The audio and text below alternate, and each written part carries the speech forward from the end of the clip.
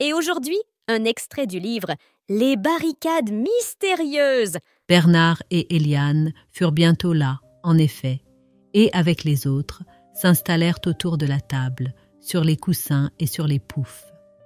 Le domestique revint alors avec une aiguière et un bassin en cuivre ouvragé. Après Madame Margery et sa belle-sœur, Marie-Claude lava le bout de ses doigts sous le filet d'eau qui coulait de l'aiguière et les essuya avec la serviette qui lui fut ensuite tendue. « Je vous ai prévenu que ce serait un repas absolument préparé et servi à la marocaine », rappela Blaise Defarge. « Tu as tout de même pensé au vin ?» dit Bernard Perrin. « Oui, je sais que vous êtes incapable de vous passer de vin, mais c'est une hérésie, si vous voulez mon avis. De l'eau ou du thé, oui, et encore, le mieux est de ne prendre son thé que le repas terminé. Au milieu de la table recouverte d'une nappe, mais sans couvert ni assiette, la scène déposa un grand plat rond en terre brune, contenant 4 ou 5 poulets cuits en sauce et entourés de rondelles de citron. « Il faut manger avec ses doigts, mademoiselle », expliqua Bruno avec l'importance de ceux qui savent déjà. « Bismillah, au nom de Dieu », dit Blaise en avançant la main vers le plat.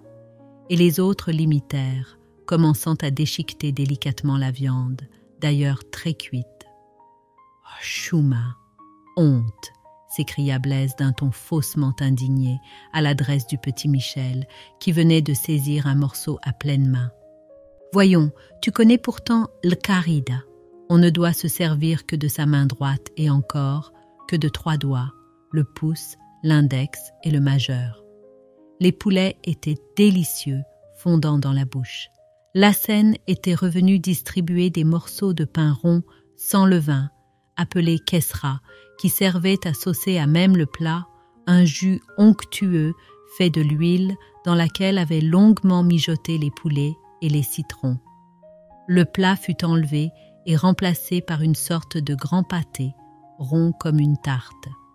Comme les autres, Marie-Claude plongea ses 3 doigts dans la légère pâte feuilletée, croustillante, fourrée d'une farce d'amandes, de pigeons, d'œufs durs. C'était la fameuse pastilla marocaine, réellement exquise et ne ressemblant à rien d'autre. C'était la fameuse pastilla marocaine, réellement exquise et ne ressemblant à rien d'autre.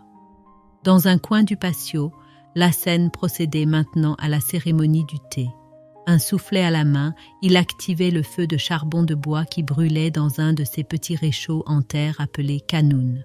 Quand l'eau commença à bouillir, il en versa un peu dans la théière pour la chauffer, puis vida cette eau tout simplement par terre, et à la place, il jeta le thé vert, un morceau de sucre en pain et une boule de menthe fraîche.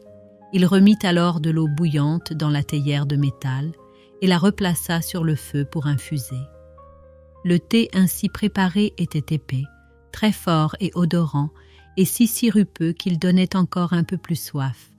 Mais l'karida permettait, et même recommandait d'en reprendre 3 fois, et Marie-Claude ne s'en priva pas.